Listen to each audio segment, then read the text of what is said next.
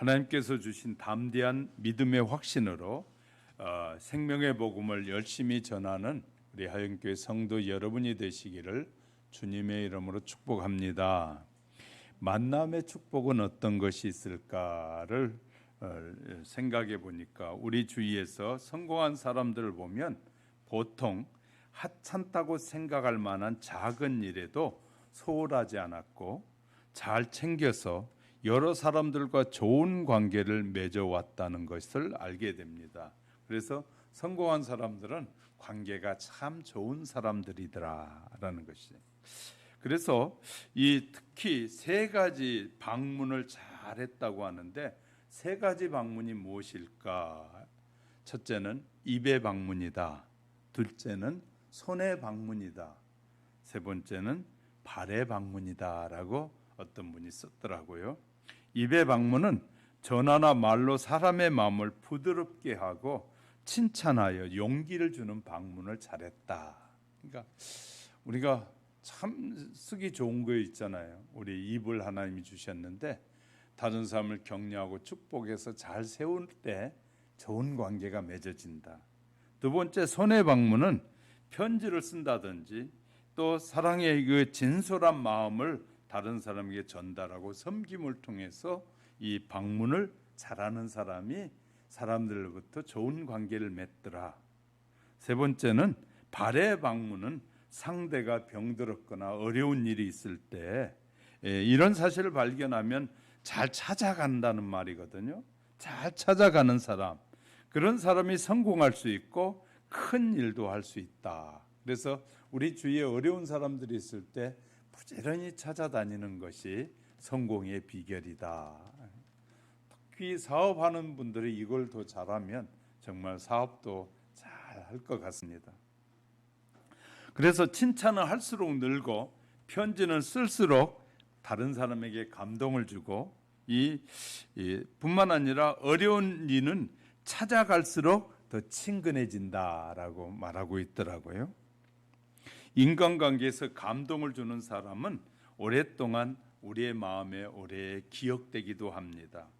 주어진 일에 사명감을 가지고 최선을 다하는 성도는 사람들은 물론 예수님께로부터 칭찬과 인정을 받는 사람이 될 줄 믿으시기 바랍니다. 오늘 본문에서 바울은 사랑하는 믿음의 아들이라고 하는 디모데에게 강한 어조로 권면하며 명령을 내리고 있습니다. 물론 사랑하는 자이고 신뢰할 만한 자이기에 이토록 강력한 명령을 내린 것 같습니다.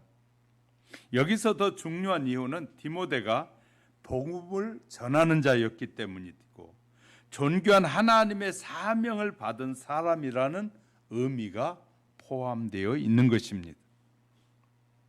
그리스도인들은 부활해 주시며 재림의 주가 되시는 예수 그리스도를 항상 전하며 사는 것이 그리스도인의 삶입니다. 예수 그리스도께서 인류를 구원하기 위해서 죽임을 당하셨고 그를 믿을 때 모든 인간을 구원을 받는다는 사실을 분명하게 선포해야만 할 것입니다. 설사 복음을 듣는 사람이 거부하더라도 인내를 가지고 열심히 전해야 합니다. 그래서 바울은 디모데에게 때를 얻든지 못 얻든지 항상 힘써서 복음을 선포하라고 2절에서 강력하게 요구하고 있는 것입니다. 그러므로 우리도 어떤 순간이라도 애써서 주님의 복음을 전파해야만 한다는 것입니다. 왜냐하면 이 세상을 심판하실 그리스도의 재림이 곧 다가오고 있기 때문이라는 것입니다. 그리스도의 재림의 때가 가까우면 가까울수록 많은 사람이 예수를 믿지 않는 상태로 변하기 때문에 그리스도인은 어떤 상황에서도 예수를 전해야만 하는 것입니다. 성도는 복음을 믿고 전하는 직분자로서 근신하며 고난을 받고 또 복음의 결실을 거두는 것은 마땅히 해야 될 책임이 성도들에게 있다라는 사실을 바울을 통해서 하나님은 말씀하고 계시는 것입니다. 사탄은 이 종말의 때가 되면 사람들을 바쁘게 해요. 그러니까 옛날에는 지금이나 별로 이 세상은 똑같이 굴러가는데 다 바쁘다 그래요. 어떻게? 우리를 바쁘게 해서 예수님도 못 믿게 하고, 바쁘게 해서 이 주님께 기도도 못하게 하고, 하나님의 사람이 되지 못하도록 우리를 바쁘게 만드는 게 사탄이 하는 짓이에요. 그러니까 우리가 우선순위를 딱 정해놓으면 아무리 바빠도 그 우선순위를 정한 순서에 따라 살면 되는데, 우선순위가 분명하게 정해져 있지 않으면 바쁘게 해서 그것이 더 소중해 보이고 저 일이 더 소중해 보이고, 우리의 인생에서 그리스도인에게 있어서 인생의 가장 소중한 것은 예배 드리는 것이고, 또 우리에게 소중한 것은 하나님이 우리에게 맡긴 그 일을 하는 것이 가장 먼저인데, 그래서 신실한 그리스도인들은 모두 다 세상의 직업은 부업이고 진짜 직업은 하나님을 섬기는 것이라고 말하는데, 우리는 어느 사이인가 세상의 직업이 진짜 본업이고 예배 드리는 것이 부업이 돼 있는 사람들이 많이 있어요. 그래서 시간 있으면 드리고 없으면 안 드리고, 예배 시간은 그냥 대충 때우면 되고, 그리고 자기가 하는 모든 일은 돈을 벌고 생활에 필요한 것은 그냥 어떻게든지 시간을 내서라도 거기에다 우선순위를 두고 사는 것은 그리스도인의 삶과 동떨어지는 삶이다. 우린 기억해야 됩니다. 하나님이 당신의 아들을 십자가에 죽기까지 피의 대가를, 완벽한 대가를 지불해서 살려서 영원한 나라에서 영원토록 함께 살자고 우리를 구원해 주셨는데, 그거보다 소중한 일이 어디 있겠습니까? 그거보다 더 값진 일이 어디 있겠습니까? 그런데 그 값진 은혜를 받았음에도 불구하고 우리는 그 은혜를 은혜로 여기지 않을 때가 너무 많은 것이에요. 정말 저와 여러분의 가장 소중한 것은 말씀과 기도를 통해서 복음을 전하는 것이 나의 본업이고 그냥 내가 밥 먹고 살고 생활에 필요한 것을 위해서 일하는 것을 부업으로 여기는 지혜가 필요한 것이죠. 이렇게 우리가 올바른 것에 우선순위를 정해놓고 나는 이런 삶을 살라고 주님이 우리를 부르셨다는 사실을 잊지 마셔야 돼요. 주님은 우리를 그렇게 살게 하시려고 수많은 사람들 가운데서 우리를 건지셨다고 분명하게 말씀하고 있는 거죠. 그런데 수많은 사람들이 예배를 소홀히 여기고, 목사님 예배 시간 줄이면 안 될까요? 어떻게 해야든지 기도의 시간도 줄이면 안 될까요? 왜? 뭐가 그리 바빴어요? 본업보다 더 중요한 일이 어디 있겠습니까? 그러니까 우리가 놓쳐서는 안 될 일들을 자꾸 마귀는, 사탄은 바쁘게 해서 예배 시간도 줄이게 하고 기도 시간도, 그러다 어느 날 영적으로 죽어버리면 우리는 짧은 시간에 준비할 영원한 세계를 놓쳐버리는, 영원한 세계를 마귀에게 빼앗겨버리고 말 것입니다. 정말 우리에게 소중한 일은 짧은 시간 동안에 영원한 세계를 준비하는데, 짧은 시간 동안에 얼마나 준비했느냐에 따라 상급도 달라진다고 우리에게 분명히 말씀하고 있어요. 우리에게 주어진 사명이 무엇인지를 발견하는 시간이 되기 바랍니다. 오늘 본문에서 바울이 영적 아들 디모데에게 내 직무를 다하라고 권면하면서, 이 권면의 실상은 오늘날 모든 성도들에게 하는 권면이라는 사실을 우리는 확실히 알아야 합니다. 이 소중한 복음을 전하는 이 직무를 살펴가는 시간에 하나님께서 저와 여러분에게 주시고자 한 그 은혜를 더 깊이 되새기는 시간이 되시기를 주님의 이름으로 축복합니다. 첫째는 믿음의 성도들에게 주어진 복음 전하는 사명이다.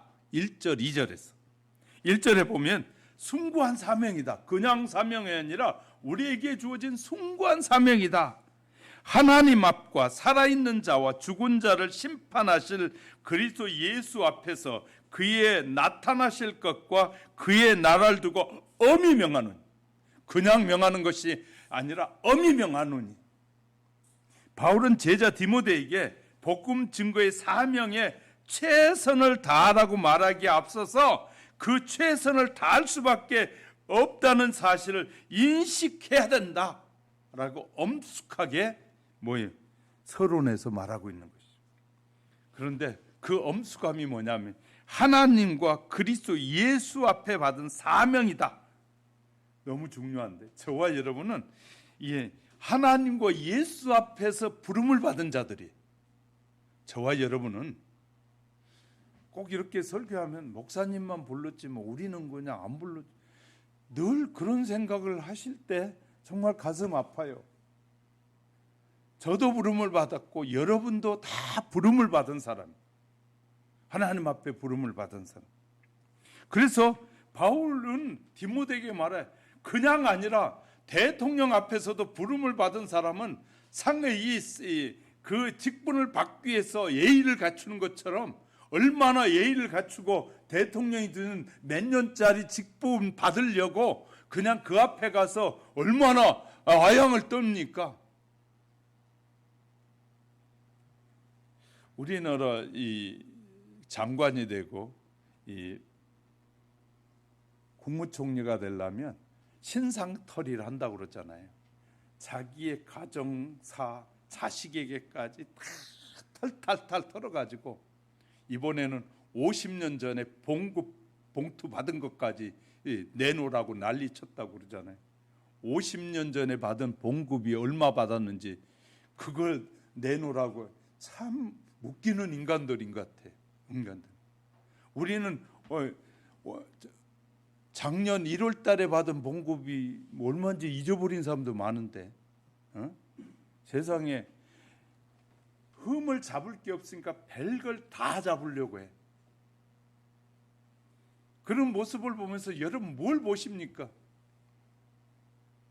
아니, 세상에 신상털이라는데 부모, 자식, 재산, 별걸 다 털리잖아요.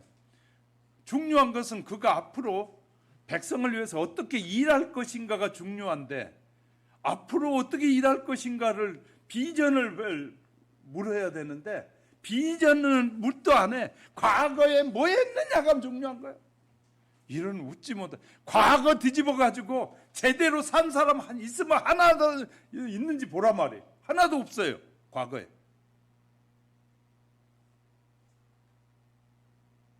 근데 참 못된 인간은 손가락질을 남에게만 잘해. 제가 늘 얘기하지만 종북주의자들이나 진보주의자들의 못된 놈들은 꼭 남 탓만 잘해. 지는 어떻게 살았는지 생각 전혀 안 해. 남을 비판하는 일에는 얼마나 잘하는지 몰라요. 남을 비판하는.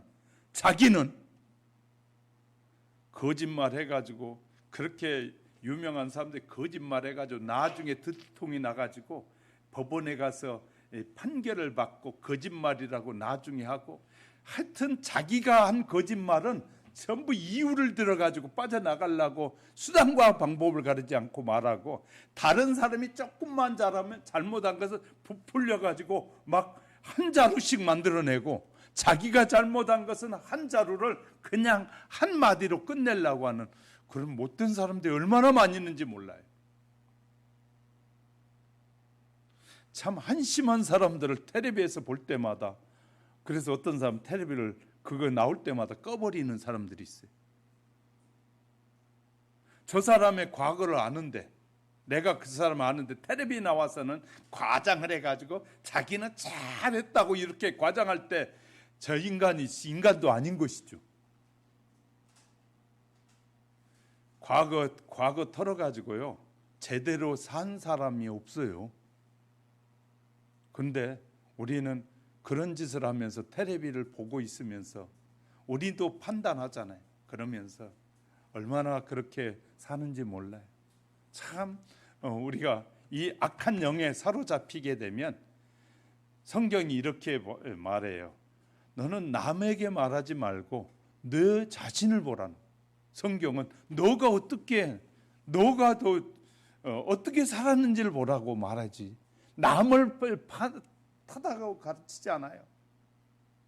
근데 거기에 나가 있는 수많은 사람들, 예수 믿는다고는 안 했으면 좋겠는데 예수 믿는다고 뻔뻔스럽게 예수 믿는다고 하면서 그 짓을 하고 있어요.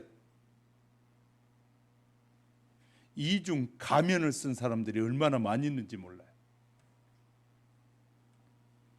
그리고 예수 믿는 사람이라면 그것이 드러나면 제가 잘못했습니다라고 솔직하게 고백하는 것이 필요해요. 고백도 안 해. 좀 판단력 있는 그리스도인이 돼야 되거든요. 세상 사람들은 그렇더라도 예수 믿는 사람은 판단력이 있어야 돼요.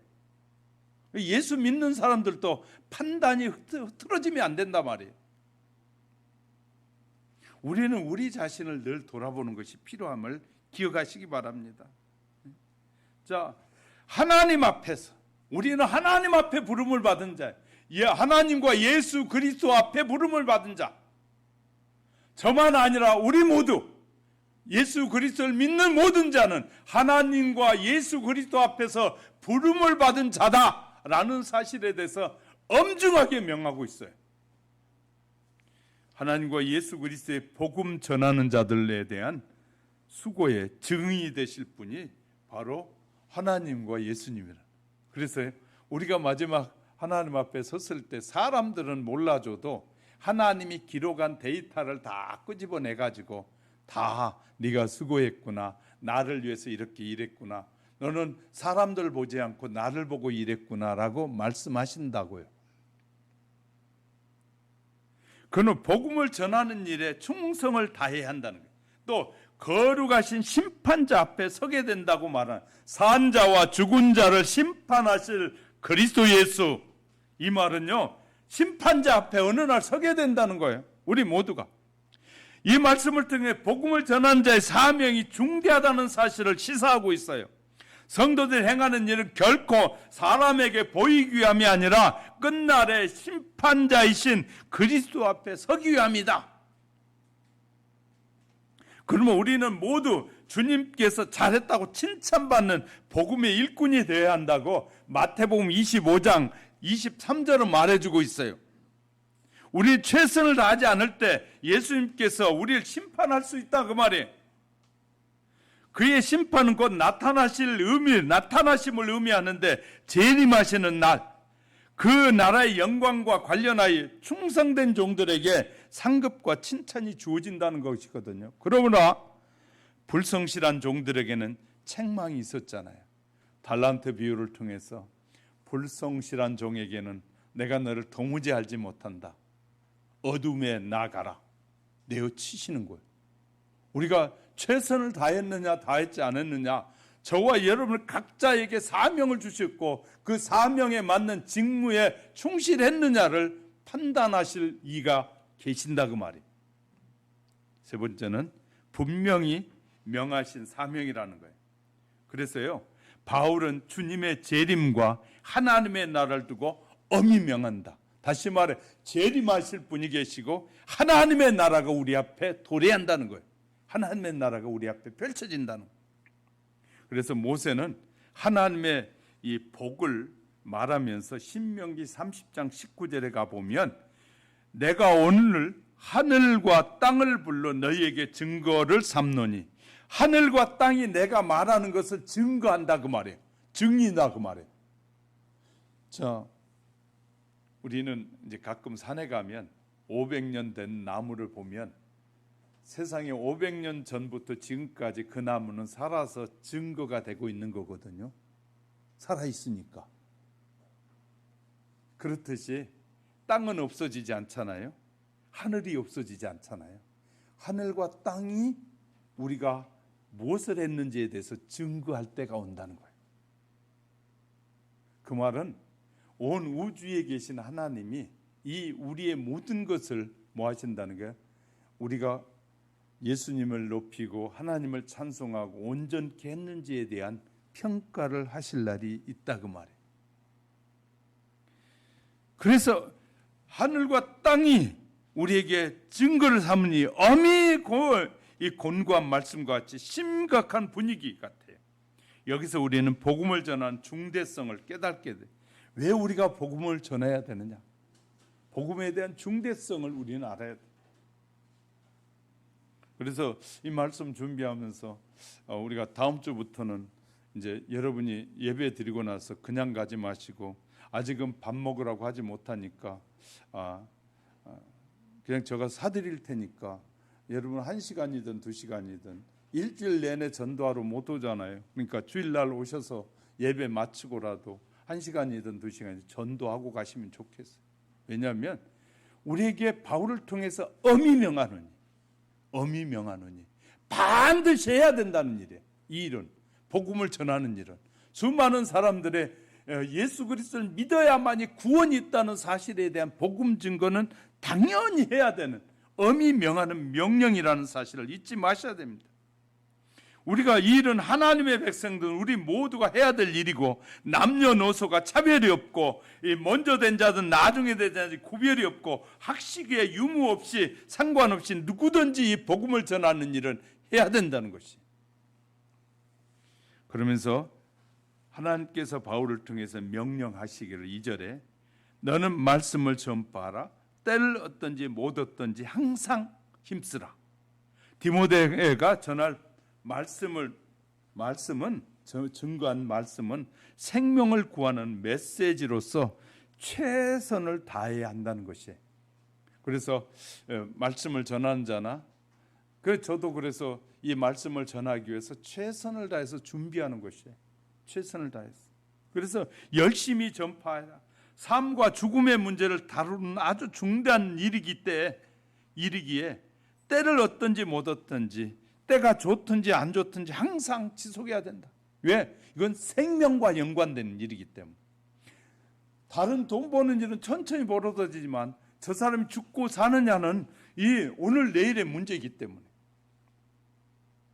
어느 강사 목사님이 이 지방을 가다가 이 중간에 휴게소에 딱 들어가는데 성령께서 자기에게 이런 지금 주요 기름을 넣으시는 저분한테 복음을 전해라라는 그런 감동을 주시더라는. 그래가지고 그 이제 강사가 가다가 그런데 시간도 바쁘고 그런데 자꾸 복음을 성령님께서 전하라고 그러더라는. 그래서 그냥 무시하고 성령의 소리를 무시하고 그냥 이 기름만 그냥 넣고 내려갔다는 거예요. 3일 있다가 다시 거기를 내려가게 돼서 그 주에서 들어가면서 이제 오늘은 내가 지난번에 못했으니까 오늘은 반드시 전도하고 가리라 하고 가서 기름을 넣는데 그분이 안 나오고 다른 분이 나왔더래. 그래서 그분에게 물어봤대. 며칠 전에도 기름을 넣었던 그분은 어디 계시냐고 그랬더니 그 기름을 지금 넣으신 분이 하는 말이 어제 교통사고로 죽었다고. 어제 교통사고. 우리는 성령이 우리에게 지금 말씀하실 때 바로 순종해야지. 순종하지 않고 시간이 지나면 생명을 살릴 수 없다는 거예요. 그래서 그분은 지금도 가끔 가슴이 아파하면서 자기가 하나님의 말씀에 성령에 순종하지 않아서 한 영혼이 죽은 거에 대해서 지금도 이 마음이 아프다라고 고백하더라고요. 우린 정말 중요한 것이에요. 왜냐하면 생명이 죽고 사는 문제이기 때문에. 죽고 사는 문제. 또 복음을 전하는 사람은 경책도 하라는 거예요. 경책하라 그 말은 경책할 말은 그러면 안 돼요. 예수를 꼭 믿어야 돼요. 라고 말하라 그 말이에요. 다른 거 믿어가지고는 희망이 없습니다. 그렇게 살면 안 됩니다. 말하라는 거예요. 우리는 남에게 싫은 소리를 참 안 하고 싫어해요. 또 듣기도 싫어하고 다른 사람이 싫은 소리를 하는 것도 싫어하고 듣기도 싫어해요. 그러니까 다른 사람이 싫은 말을 잘 안 하려고 그래. 그런데 다른 말을 안 해도 예수 안 믿는 거에 대해서는 분명히 경책해야 돼. 책망을 하라 그 말이에요. 경한 책망을 하라는 거예요. 왜? 안 믿으면 그건 죽는 일이기 때문에. 죽는 일이기 때문에. 그러면서 또 고나라고 말하거든요. 고나라. 경책이나 경계함을 통해서 상대방의 마음을 상하게 할 수 있고 실망시키게 할 수 있어요. 그러나 이 사람은 경책과 경계가 필요하고 동시에 용기도 줘야 돼.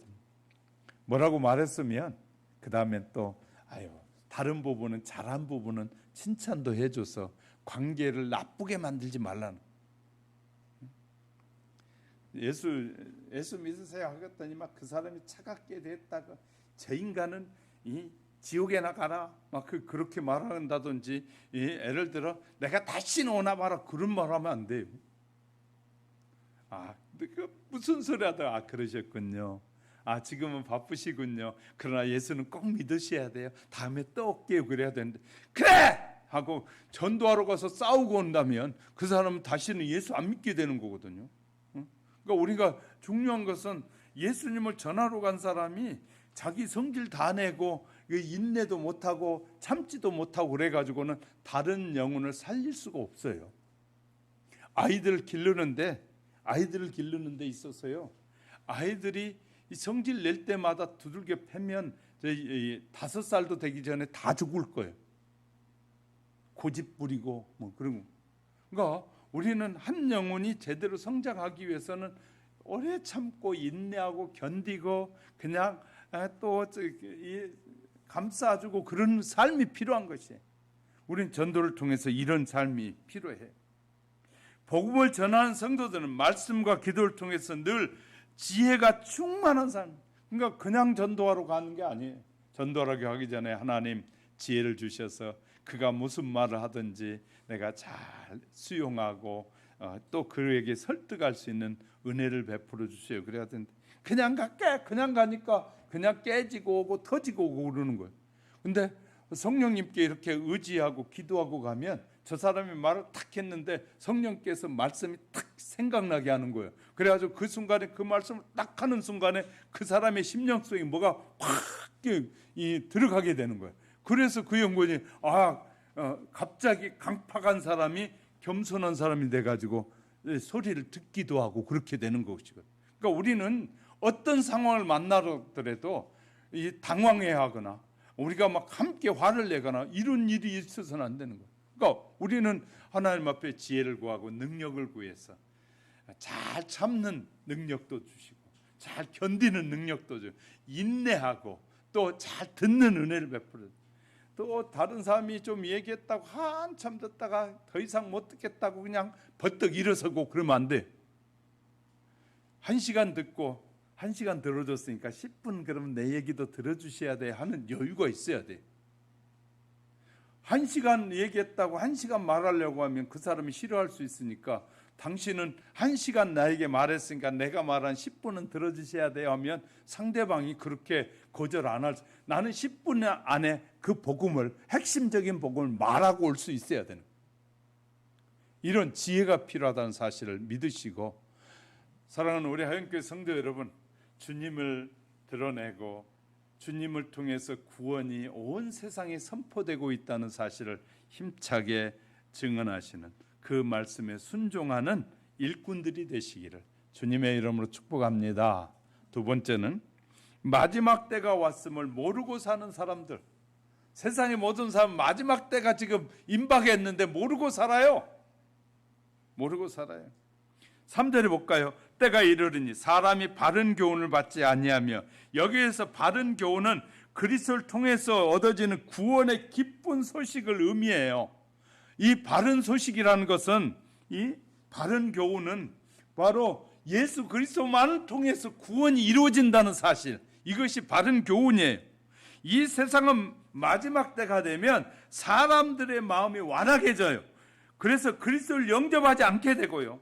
베드로 사도는 그래 때가 되면 사탄이 자신의 마지막 때가 가까운 줄 알고 더욱 기승을 부려서 사람들을 멸망의 자식으로 만들기 위해서 힘쓴다고 베드로전서 5장 8절에 우는 사자와 같이 두루 다니며 삼킬자를 찾나니, 마지막 때가 될수록 마귀가 더 강력하게 역사해서 자기의 마지막이 가까이 올수록 이 반항도 더 강해진다 그 말이에요. 그래서 사탄의 유혹에 넘어간 많은 사람들이 그리스도를 대적하게 만들고, 그리스도인들이 아무리 복음을 전할지라도 그 복음을 외면하고 거부하게 만들어요. 그러기에 그리스도인들은 지금 구원의 주유이신 그리스도를 부지런히 전해야 됩니다. 구원의 주인이신 예수 그리스도를 부지런히 증거해야 돼요. 그리고 그리스도의 자신들도 그리스도인인 우리 자신을 미혹되지 않기 위해서 예수 그리스도의 말씀과 경건에 대한 교훈에 우리가 집중해야 돼. 마지막 때 유혹에 넘어지지 않으려면 얼마나 조심해야 되는지. 요새 이 핸드폰에 수많은 문자들이 오잖아요.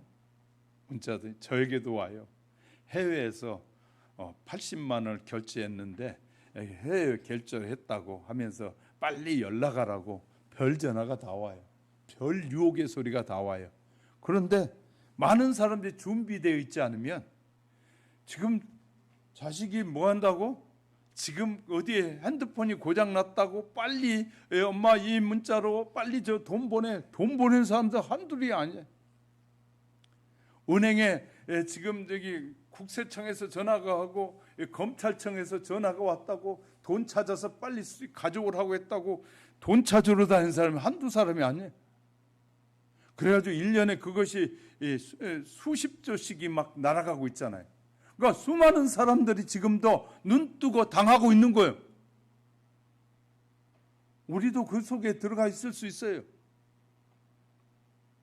저와 여러분이 말씀으로 분명히 정리되어 있으면 그 별것이 다 와도 이렇게 쉽게 할 수 있어요. 확인 전화를 먼저 한다든지.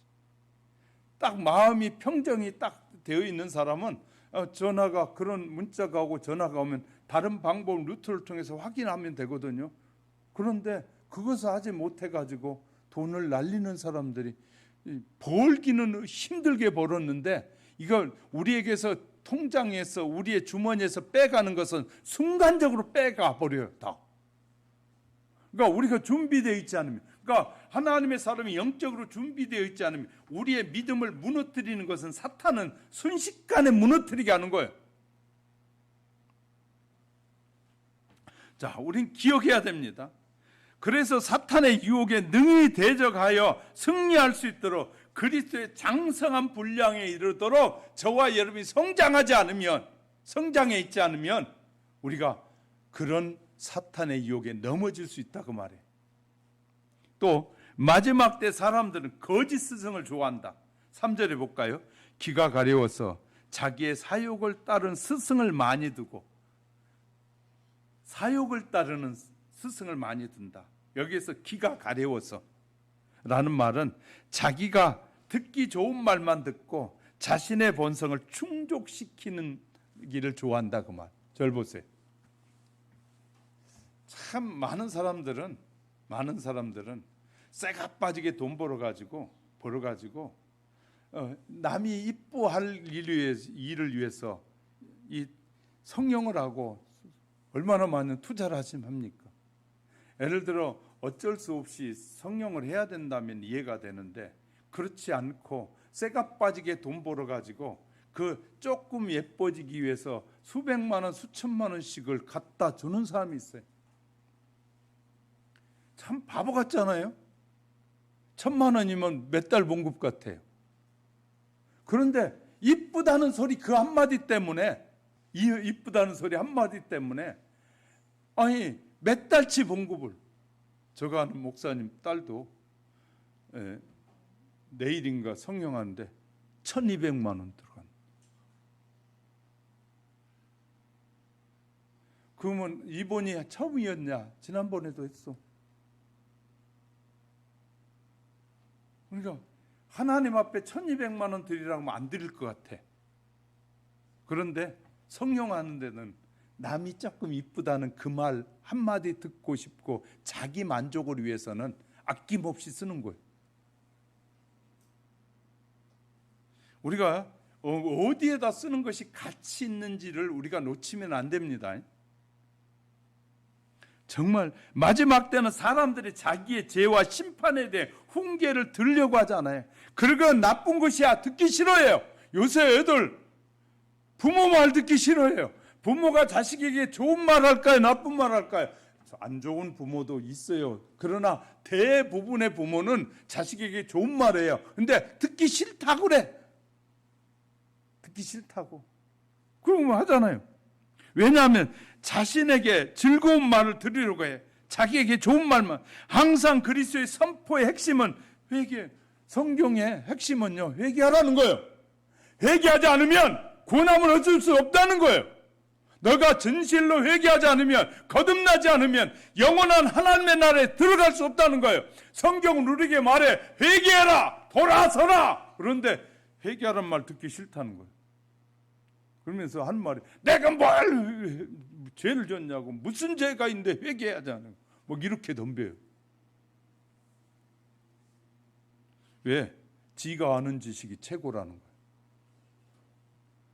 우리에게 말해줬던 수많은 지식의 사람들은, 사상가들, 사상을 말했던 사람 다 죽어가지고 무덤에 다 들어가 버렸어요. 우리에게 우리가 존경한다고 말하는 수많은 작가들 다 죽어가지고 땅속에 들어가 버렸어요.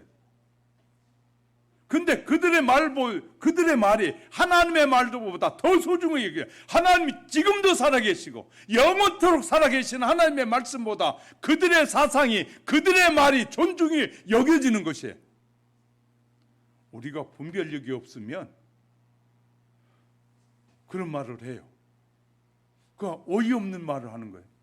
무슨 학자가 뭐 얘기했든, 학자 그 인간도 죽었어요. 다 죽은 학자의 말보다 살아계신 하나님의 말씀이 훨씬 더 강력한 능력이 있잖아요. 가끔 이제 믿는 사람들이 학자 얘기를 하면서 뭐 소크라테스, 발코라테스 하면서 디코라테스 하면서 뒤통수 도가라스 하면서 말하면 어이가 없는 거예요. 그들이 말하는 주장했던 내용들은 뭐 사람들이 그냥 좋은 생각이라고 말할지 몰라. 그 사람 죽었어요. 우리가 제대로 알면 세상을 별 가치가 없는 것으로 바르게 알게 되는 것이죠. 그러나 성경은 철저하게 죄를 회개하고 돌이키지 아니하면, 회개는 자백하지 않으면, 죄를 자백하지 않으면 결코 구원함을 얻을 수 없다는 거예요. 에레미야 선지자가 이스라엘 백성들에게 바벨론에, 하나님은 에레미야 선지자에게 너는 예언을 해라고 말해요. 그러니까 에레미야 선지자가 이렇게 말합니다. 왕들이여, 절대로 고집 부리지 말고 바벨론 왕이 오면 그들에게 항복하고 가십시오. 하나님이 그러라고 말씀하셨습니다. 그랬더니 나보고 바벨론 적군에게 항복하고 가라는 말이냐 하고 막 거절하고, 이스라엘 백성들이 그랬더니 막 이 에레미야 선지자에게 저놈은 죽일 놈이라고, 다른 선지자들은 왕이 나가서 전쟁에 이길 겁니다라고 예언했는데 에레미야 선지자는 아니요, 왕이요 나가면 죽습니다. 이 백성들이 이 사는 길은 그에게 바벨론에게 항복하는 것입니다. 항복하십시오 그렇게 말해. 그러니까 죽일 놈이라고 하는데 결국은 에레미야 선지자의 말이 맞아요. 우리는요, 우리에게 유익된 말만 들으려고 하지 자기의 잘못을 인정하지 않으려고 하는 거예요. 인정하지 않으려고. 오늘날 듣기 좋은 말을 하는 사람들, 거짓 스승을 따라가는 사람이 멸망의 길에 이르게 될 것이에요. 거짓 스승들이 얼마나 많이 있는지 몰라요. 자기 말을 이루지도 못하고 다 죽어버린 사람들, 그들의 말을 하나님의 말씀보다 더 소중하게 여기는 사람이 있다면 그는 하나님을 안 믿는 사람일 거, 그렇지 않으면 아직도 믿음이 초등학문에 이른 사람일 거예요. 정말 믿음의 수준에 이른 믿음의 사람이 되면 하나님을 믿지 않고 그분의 정의와 그분의 공의를, 그분의 능력을 인정하지 않을 수가 없는 거예요.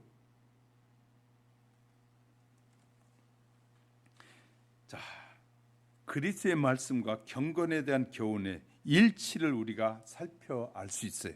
또 마지막 때 사람들은 허망한 이야기를 쫓는다. 4절에 볼까요? 또 그 귀를 진리에서 돌이켜 허망한 허탄한 이야기를 따르리라.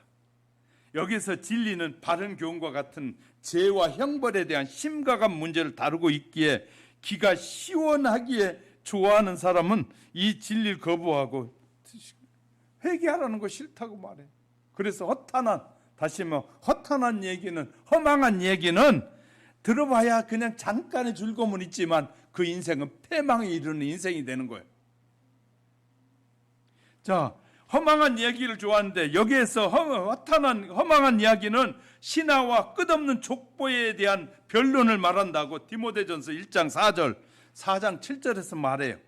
이러한 얘기는 생명이 없어 도리어 율법에 얽매이게 하고 자신도 깨닫지 못한 혼미한 상태로 빠지게 하는 것이, 그래서 결국은 생명을 잃어버리게 하는 것이다. 자, 허탄한 얘기가 요새 현대에서는요, 인터넷을 통해서 게임 얘기로 바뀌어 버렸어요. 게임에 빠지면, 절 보세요. 게임에 빠진 사람들 보면 몇 시간씩 게임에 빠져. 그래가지고 거기에 주인공이 자기가 돼. 그래가지고 다 죽여버려. 그리고 주인공만 남아. 그러면 이제 또 돈 주고 살려. 또 다 뒤진 놈들 다 살려가지고 또 막 살려놓고는 또 막 싸워. 그래가지고 다 죽여버려. 그리고 또 돈 주고 또 살려놔. 그래, 거기에 빠져. 그 게임에 깊이 빠진 놈들은 나중에 자기가 왕이니까 부모도 어른도 없어, 자식도 없어, 모두 다 죽이는 거야. 게임에 깊이 빠지게 되면 사람을 죽이는 것을 너무너무 쉽게 여겨. 그래, 부모의 말도 거절하고 이웃의 말도 거절하고 다른 사람 말도 다 거절해버려. 오직 자기가 유일해. 그래가지고 사람을 병들게 하고 결국은 예수 그리스도를 믿지 못하고 자기가 최고인 것으로 착각하게 만드는, 게임에 빠지게 되면 그래. 그래서 못된 짓을 누가 많이 하냐? 게임에 빠진 사람들이 못된 짓을 많이 해. 게임에 깊이 빠져버립니다. 이해가 되셨어요? 마지막 때는 그렇게 해서 사람의 영혼을 죽게 하는 것이에요. 성도들이 마지막 때가 될수록 정신을 바짝 차려야 됩니다. 그리고 우리가 주님을 바르게 따라가야 됩니다. 자, 여러분이 이 마지막 때가 됐다는 사실을 우리는 하나님이 예고편으로 이 코로나19를 통해서 보여줬어요. 2년 동안에 세상이 어떻게 돌아가는지. 2년 동안 우리나라에 어떤 일이 있었습니까? 우리 모든 평민들은 개, 돼지 취급했어요. 지들은 봉급 받아가면서, 관료들은 봉급 받으면서 국민이 다 죽어가는데 봉급 내놓은 거 봤어요? 하여튼 더러운 놈들이야, 관료들이. 아니, 국민은 다 죽어가고 이 개인 사업자는 죽어가는데 지는 봉급 하나도, 봉급에서 받은 거, 국민의 세금을 가지고 쓰면서 그 세금 받아가지고 단 1원도 어려운 국민에게 내놓은 놈 없어요.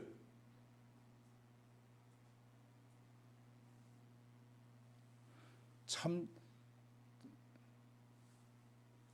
어이없는 일들을 하더라고요. 지가 잘했다고, 자기는 잘했으니까 상급을 받아야 된다고, 자기하고 마누라까지 국민의 세금에서 막 뜯어가지고 가면서, 그게 좋은 지도자예요? 세상에 그런 못된 인간이 어디 있어요? 폐업을 하고 자살을 하고 사업이 안 돼가지고 죽고 난리를 치는데 자기는 국민의 세금 더 많이 뜯어가지고 가는 놈이 그게 인간이냐고요? 제대로 된 인간이냐고. 왜 이런 말을 못하냐 말이에요.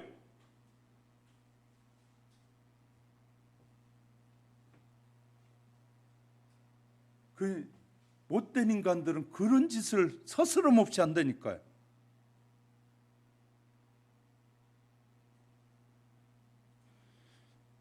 분별력이 없는 사람들은 무엇이 어떤 사람이 올바른 사람인지도 구분하지 못하는 거예요.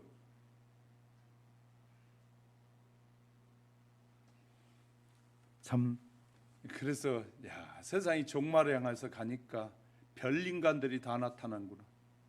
북한의 김정은이는 자기 고모부고 뭐고 막 기관포로 쏴 죽여도 그 놈 잘한다고 박수치는 놈들이 그게 사람이냐고요.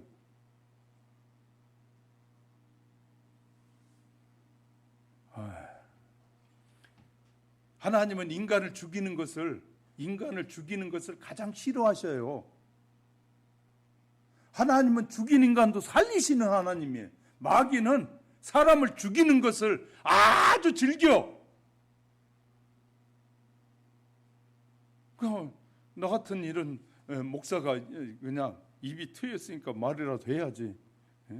무엇이 옳고 그름인지를 구별하게 말을 해줘야지.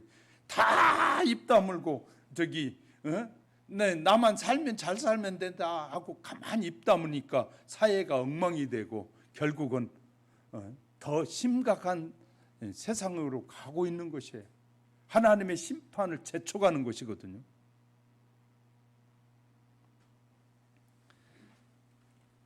우리는 하나님의 사람들은 바르게 보는 눈이 활짝 열려야 돼요. 그렇게 되시길 주의 이름 축복합니다. 하나님은 바울을 통해서 상급을 기대하는 성도는 직무를 다해야 된다. 세 번째, 하나님께 바울을 통해 직무를 종류를 언급해요. 너는 모든 일에 신중하여 고난을 받으며 전도자의 일을 하며 내 직무를 다하라. 성경은 정확하게 우리에게 가르쳐주고 있어요. 자, 너는 모든 일에 신중하게, 고난도 즐거워하고 고난도 두려워하지 말고 고난을 받으며 전도자의 일에 하며 내게 주어진 모든 직분에 최선을 다해라. 그럼 저에게만 한 말일까요? 우리 모두에게 하신 말씀이 각 사람의 성격이 다른 것과 같이 직분의 범위와 종류도 다양합니다. 절 보세요. 부모에게는 자식을 양육하고 사랑해야 될 책임이 있고 자녀에게는 부모에게 효도해야 될 책임이 있는 것이에요. 선생은 학생을 잘 가르쳐야 하고 제자는 스승의 교훈을 따르고 존경해야 될 책임이 있는 것이에요.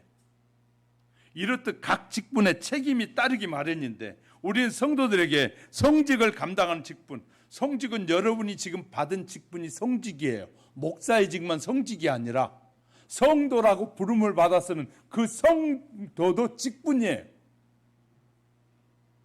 아멘을 안 하니까 내가 자꾸 힘들어요. 여러분이 직분을 받았다니까요. 여러분이 해야 된다니까요. 언제까지 아멘 할지 모르지만 하여튼 안 되면 집에 가서라도 하시기 바랍니다. 그 우리는 하여튼 열심히 일해야 돼. 직분을 잘 수행해야 된다. 복음을 전파하는 직분은 믿음의 책임이 있어야 되고 인내를 해야 되고요. 충성스럽게 잘 해야 된다는 것입니다. 최선을 다하고 사는 성도에게는 하나님이 이렇게 약속한 의의 면류관을 주신다. 바울은 뭐예요? 자, 5절 볼게요. 5절에 내 직분 그러나 너는 모든 일에 신중하여 고난을 받으며 전도자의 일을 하며 내 직무를 다하라. 전제와 같이 내가 벌써 부어지고 전제라는 것은 자기를 태워드리는 희생제를 말해요. 희생했더니 나의 떠날 시각이 가까웠다. 내가 열심히 전 삶을 다해 하나님 앞에 드렸더니 이제 떠날 날이 가까이 왔다. 나는 선한 싸움을 싸우고 나의 달려갈 길을 마치고 믿음을 지켰더니 이제 후로는 나를 위하여 의의 면류관이 예비되었으므로 곧 주의 의로우신 재판장이 그날에 내게 주실 것이며 내게만 아니라 주의 나타나심을 사모하는 모든 자에게도 다 주신다. 이해되셨으면 아멘. 최선을 다하는 의의 면류관을 약속하면서 성경은 참 여러 가지 면류관을 약속하고 있는데요. 자, 야고보서 1장 10절 생명의 면류관을 준다. 에레미야 13장 18절에 보면 영광의 면류관을 주시리라.